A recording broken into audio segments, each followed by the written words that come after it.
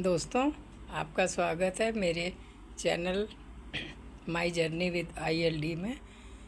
जब मैंने देखा कि हॉस्पिटल में इस बीमारी के लोग बढ़ते ही जा रहे हैं, तो मेरे मन में विचार आया कि इसकी भले ही इसको हम लोग समाप्त ना कर पाएँ, लेकिन कम से कम करने की तो कोशिश की जा सकती है। पहले ये बीमारी बड़ी रेयर मानी जाती थी, तो कम से कम रेयर ही बनी रहे। लेकिन अब तो ये आए दिन इसमें रोज़ इसमें बढ़ोतरी हो रही है।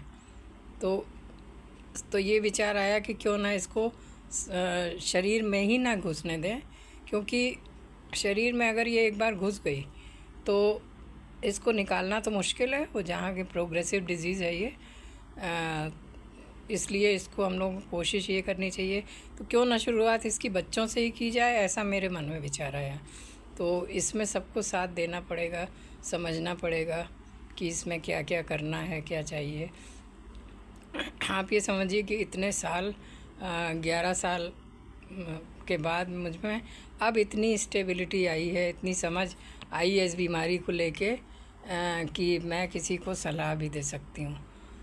तो लेकिन मेरा सब कुछ अपने ही अनुभव पे डिपेंड करता है। मैं जो भी बोलूँगी वो मेरा ही अनुभव है, उसी के हिसाब से मैं बताऊंगी कि क्या क्या चीज़ें हैं। छोटे छोटे बच्चे हैं, वो सब भी कई बार पल्मोनरी विभाग में बैठे होते हैं डॉक्टर के पास, तो बहुत दुख होता है कि उनको नेबुलाइज किया जा रहा है, या और भी कोई लंग की कोई दूसरी डिजीज़ भी है, पर है सब रिलेटेड इसी सब से।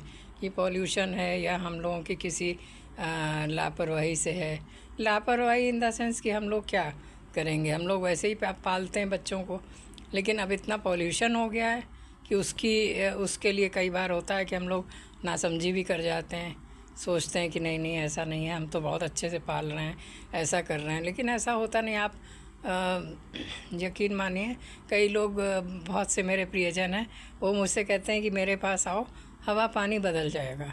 कितनी कॉमन सी बात है ये, लेकिन कैसी हवा और कैसा पानी, कुछ भी बदलने लायक नहीं है। सब कुछ सब जगह एक ही सा हो गया है। तो उस चीज़ को हम लोग नहीं बदल सकते, उसमें बहुत समय लगेगा। तो बच्चों के लिए ही मैं ऐसा सोचती हूँ कि ये बीमारी ना घुसे किसी के शरीर में। प्रोग्रेसिव डिजीज़ है तो ख़त्म नहीं कर सकते हैं उसको हम।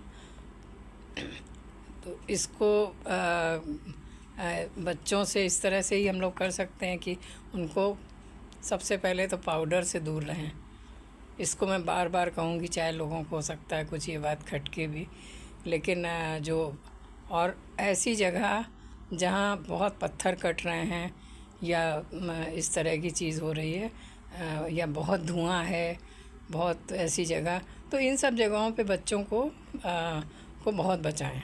खुद को भी बचना चाहिए, लेकिन बच्चों को तो बिल्कुल भी नहीं, वो तो कुछ कर ही नहीं सकते। तो ऐसा ये चीज़ें दिखाई तो देती नहीं हैं, ये दिखाई तो देंगी 10-20 साल के बाद, तब ये कष्ट जो है असाध्य रोग हो जाएगा, इसको आप कुछ नहीं कर पाएंगे।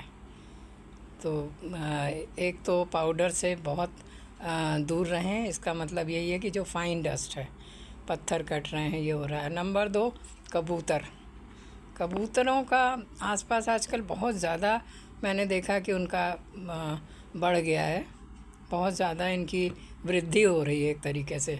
तो कोशिश करनी चाहिए कि भाई आसपास ना हो तो ज़्यादा अच्छा है। मतलब बिल्कुल भी नहीं ठीक है, क्योंकि ये बहुत बड़ा कारण है इन सब बीमारियों का।